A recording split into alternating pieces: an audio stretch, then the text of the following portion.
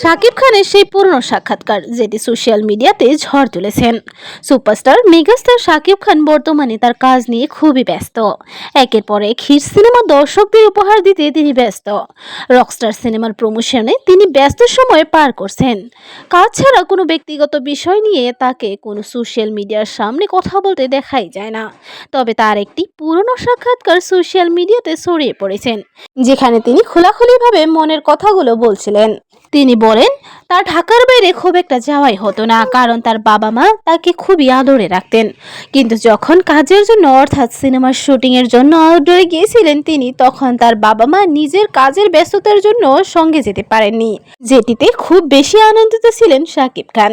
তিনি বলেন, সেই আউটডোরে যাওয়ার দিনগুলো আজও খুব স্পেশাল। তবে আপনাদের শাকিব খানের পুরনো নাকি নতুন কোন সিনেমা বেশি ভালো লাগে জানাবেন। ভিডিওটি ভালো লাগলে অবশ্যই লাইক, কমেন্ট, শেয়ার এবং সাবস্ক্রাইব দিয়ে পাশে থাকবেন।